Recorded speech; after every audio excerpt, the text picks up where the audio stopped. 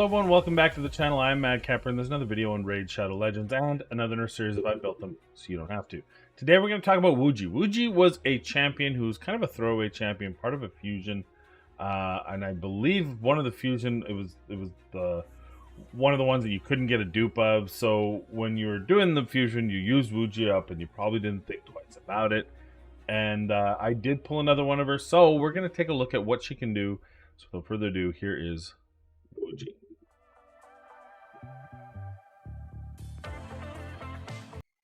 World of Darkness. Attacks all enemies. Has a 55, bookable to 75% chance of placing a block buffs debuff for 2 turns. Shinobi Arts. Places a perfect veil buff and a counterattack buff on this champion for 2 turns. Dire Twin Blade. Attacks one enemy. Has a 30% chance, bookable to 50% chance of placing a 25% weaken debuff for 2 turns. Will target all enemies instead of one when counter-attacking with this skill.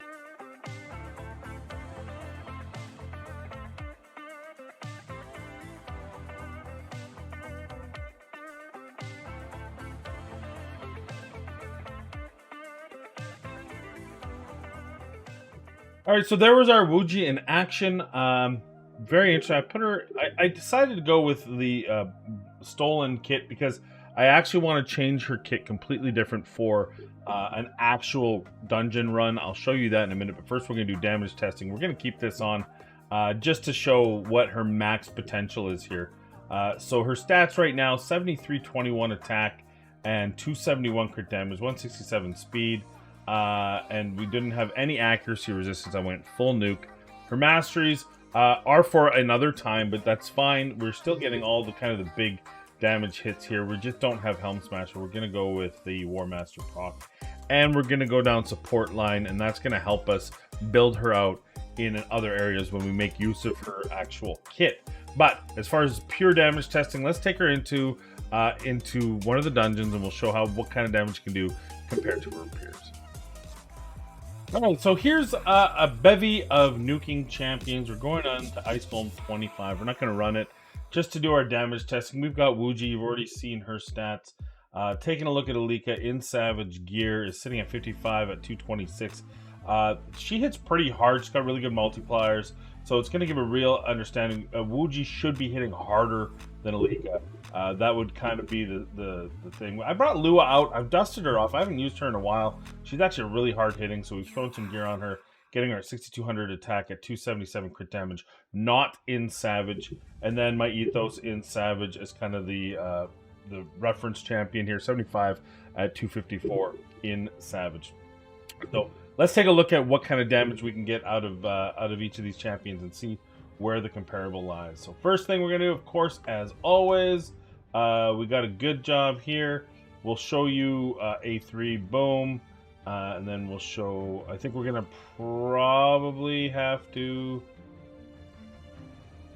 well, maybe, yeah, we might have to, boom, there, and then her, she has an AoE here, boom, just about killed everyone. So probably not fair numbers for her, so we might take one of them out here.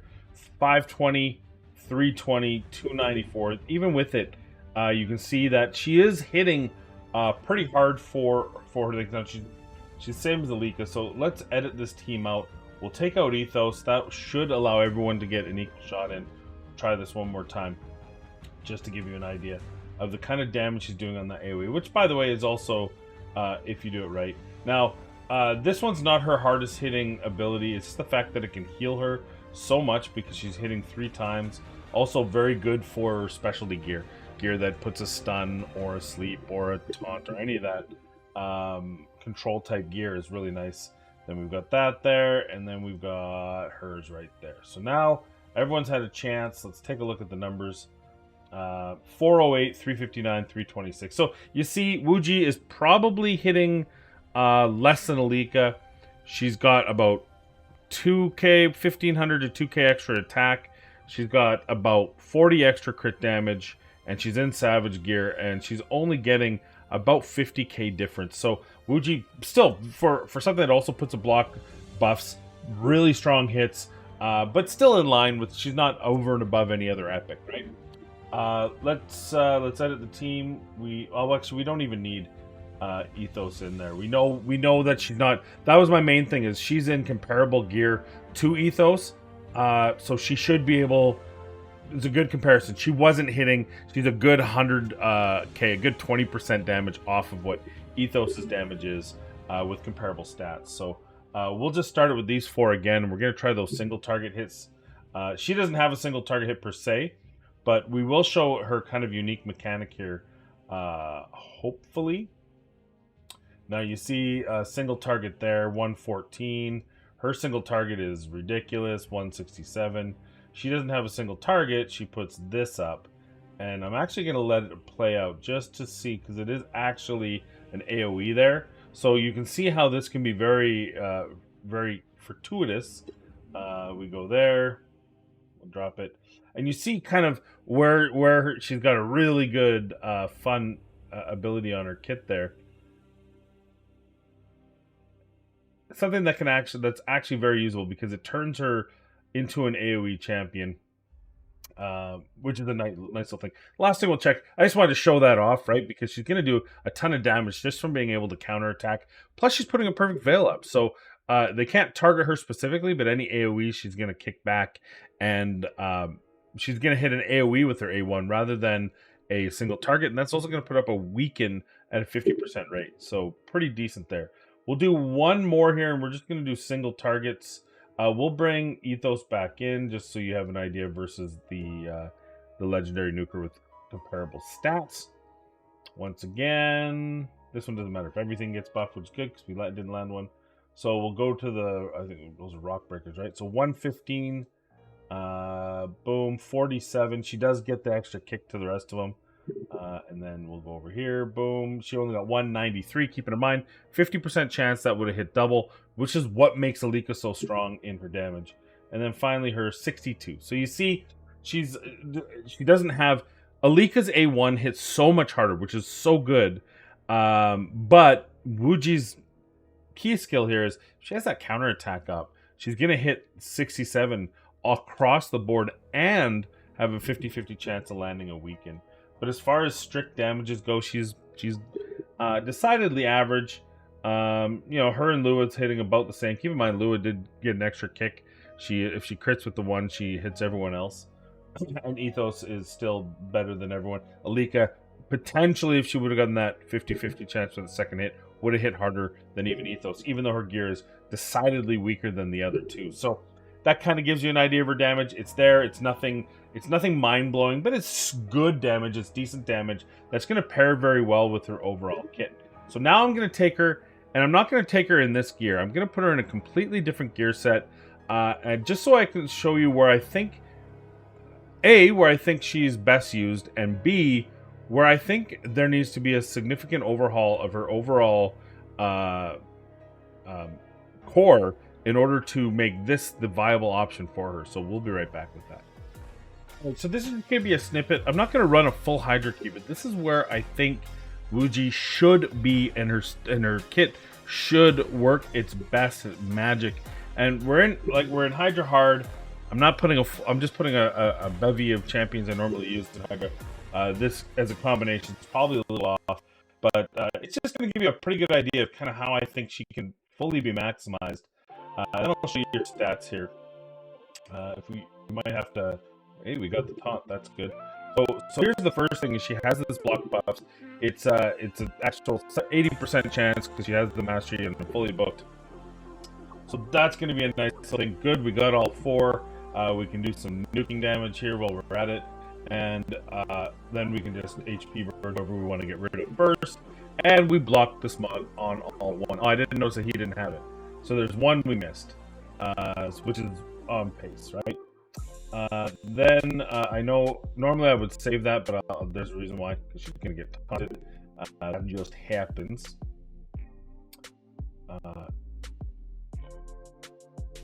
And then we also block that, which is nice. Now we're gonna put that counter attack up. So now she's got more than everyone else. There's no head of mischief right now, but if there were the head of mischief, now you see how she's putting those weakens up, and that's one of the great parts about her kit, so long as she's getting attacked, so you can actually provoke there. Normally he doesn't get provoked.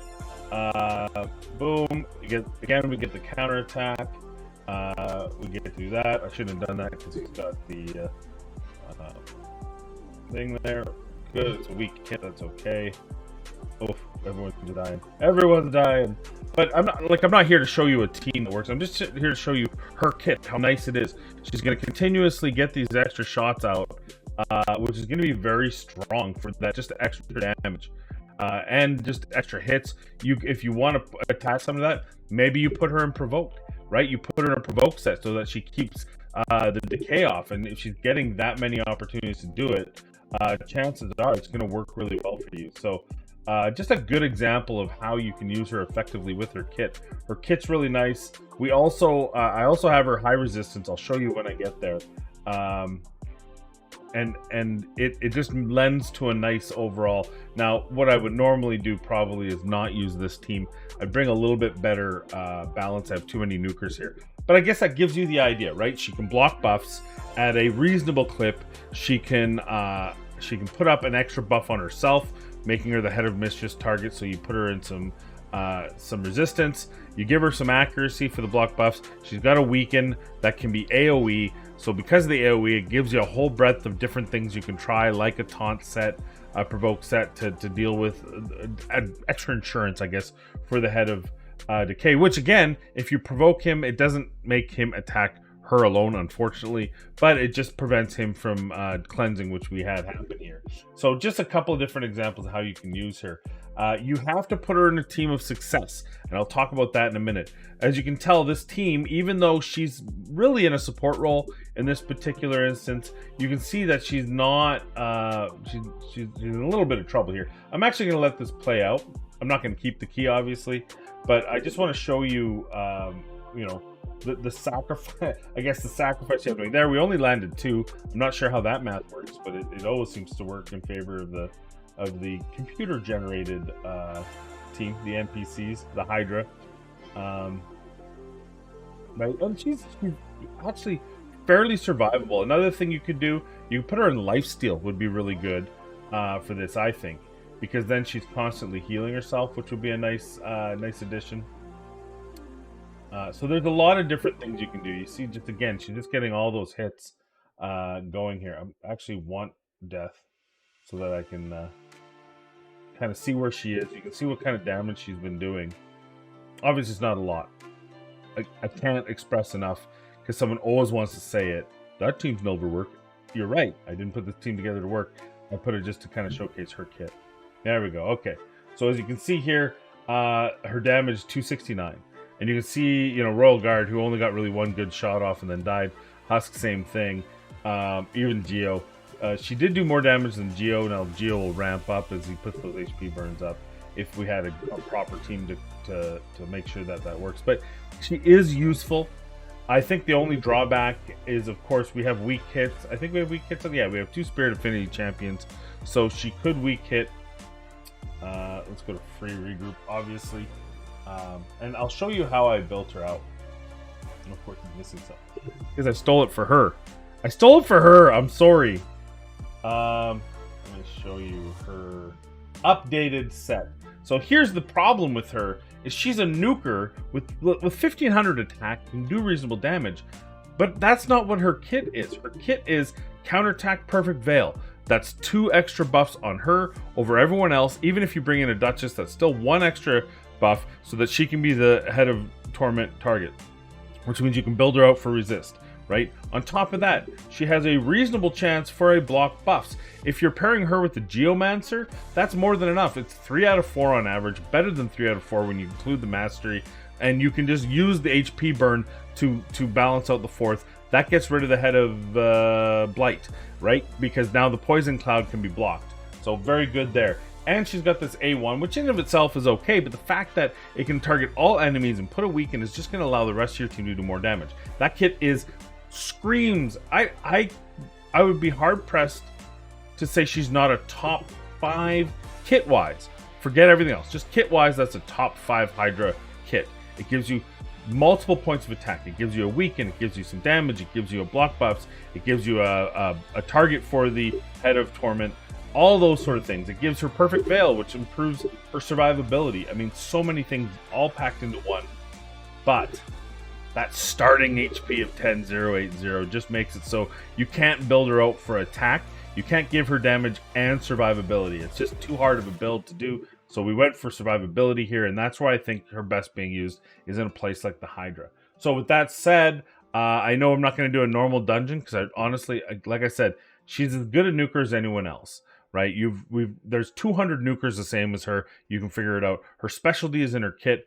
That's where the Hydra goes, and you know, use her for if you don't have an Ugo, so you're using Duck, for example, or you're using Stag Knight, or even if you're using Madame Ceres to be able to decrease defense and or decrease attack. This will give you an opportunity for that added weaken, which is just going to improve your overall damage numbers, and the kit's really great for that. So let's go into final thoughts, and we'll talk about what I believe, where I believe she can work, and most importantly, where I think she needs to be improved. All right, time to talk infographic. I purposely put this later in the video because the first build I showed you was a nuking build, kind of a standard build for any nuking champion. Forget that. If you need that build, you probably don't need it on this champion. And we'll talk about why in a minute, but let's talk about this infographic. This is her Hydra build. She is a nuke Hydra champion, but I put in Hydra there because I really want you to understand that this is not your standard build, but it is a build that's absolutely going to work, you know, in spades for you. The sets themselves don't really matter so much as the stats. So the biggest thing here is that you get that 50k HP, 3k defense. That's going to bring her up to possibly brutal, but definitely hard and normal for the Hydra as a great champion to have. She's a good champion to use for block buffs. She's also, that's the Head of Blight, and then of course the Head of Mischief and those stealing buffs.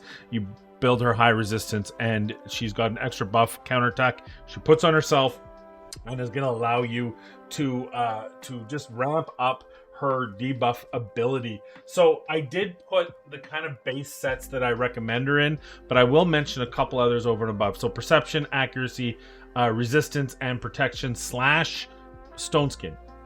Basically anything you can do to up that resistance and accuracy. You see there we have attack. I should talk about the rest of this. We talk about attack secondary, meaning once you get that survivability quotient and the accuracy resistance at the speed, then start building up her attack, her crit rate, and her crit damage. But those should be secondary after you get these other stats. These other stats are what's going to help you in the Hydra. So 50k, 3k, 210 speed. That depends on the level you're fighting and what champions you're up against, and if you have a speed lead. But you just want to make sure that she's going before the Head of Blight, and you also have to make sure that there's someone that's dealing with the Head of Decay who can cleanse, because you don't want her block cleansed if you're dealing with both of those in rotation.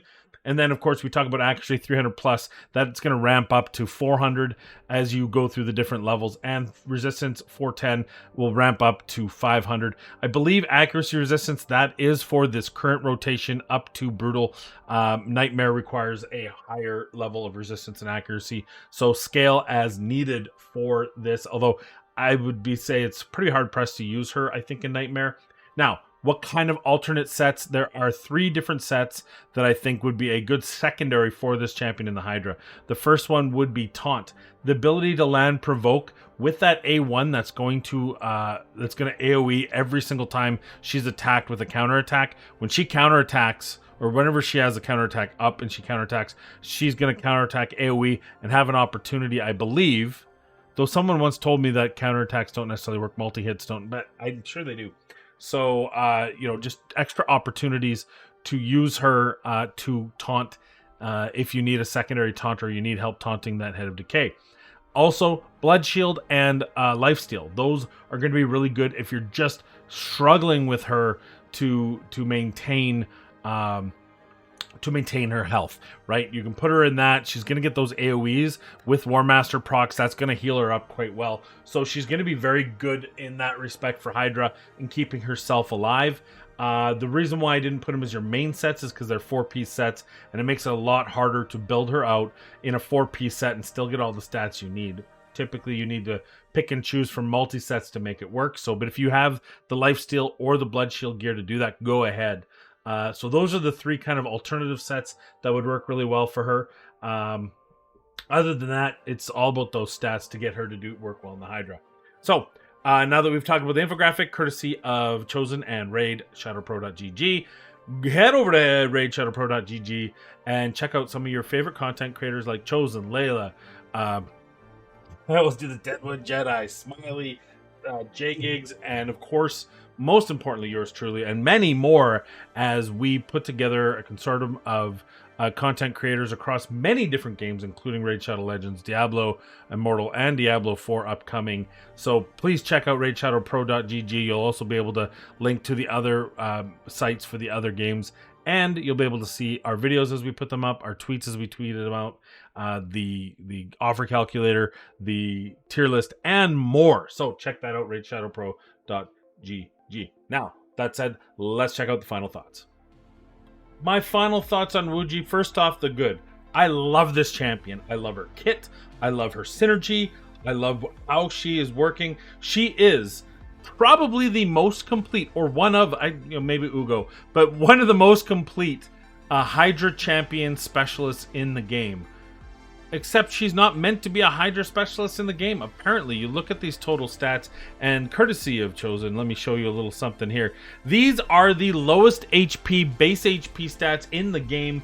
It doesn't take long to figure out that there are a lot of non epics in the game. And then there's Wuji, who's an epic in the game, sitting at what, 3, 6, 9, 10, 11, 12th lowest HP in the game. That is ridiculous, that is broken, that is wrong, and it should be fixed. So I love her. Her kit's amazing. She's kick-ass, she looks cool, she's in the Shadowkin. All these pluses. The downfall is that her base stats are just broken. They're wrong.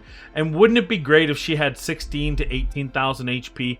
I was thinking they should change her to a different style. But no, why not have a good epic nuking champion who has this cool synergy where her A1 can turn into an AoE and she has 16k HP so that I can give her some damage. I can put her in 4k attack, 200 crit damage, crit capped, while still getting 50 to 60k HP. Wouldn't that be grand to actually make a champion?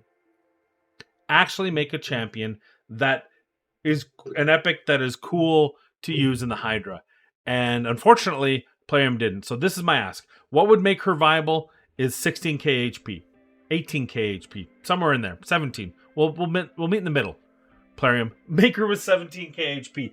At 10k HP, she's broken. If you build her out for attack, she's got 23k HP. You already saw the infographic.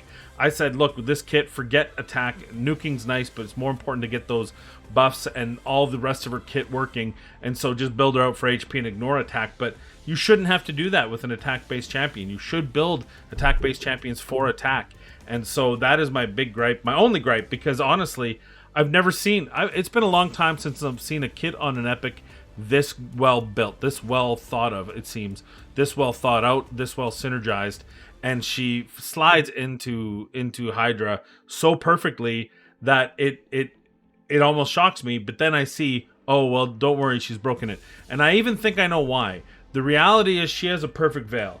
And that perfect veil reduces damage. So they thought, well, gosh, why, if she can reduce damage herself, we have to lower her HP. Because in their mind, every epic has to be just as bad. Instead of some epics being really good at some things. So if there's an epic out there that's got 19k HP, they don't have perfect veil. So she has perfect veil, so we got to drop her down to 10k HP. It is just, it breaks my mind to think of why they thought that was okay. But obviously, I still call her a build. I still think she's a build for many of you out there looking for a second or third team for the Hydra. I think this is the champion you're going to want. If you are new to Hydra, this is a good first champion to have, and then eventually you're going to want to replace her because, again, with those stats, it's really hard to build her out for anything higher, especially if you're new mid-game, if you're mid-game, late-game, just getting into Hydra. You probably don't have the gear to meet the stat requirements that I mentioned, let alone even more for, brutal nightmare scenarios. So, but you can still use her in normal and hard and just try to give her as much HP as possible. But ultimately, I think she'd be useful in a lot of teams for Hydra. I think that's where her forte is, and hopefully Plarium sees it and sees this video and goes, "Oh my God, we missed a 7. Instead, we put a 0. Maybe it's supposed to be a 9, and they hit a 0. I mean, they're right beside each other. Who hasn't done that while programming? I know I have. Maybe they did too. But hopefully, we can get there with it, and she'll be an amazing champion instead of just a really good niche one. Because man, oh man, she is fun to use in the Hydra. It's fun to watch, and hopefully we get to see that in all its glory, not just in a video for 2 seconds. But that's all I have. What do you think about Wuji? Am I right? Am I wrong? Do you think she's just better off as a pure nuker? Where would you use her if not in Hydra in this game? Let me know in the comments down below. And most importantly, please be kind, be safe, and we'll see you in the next video.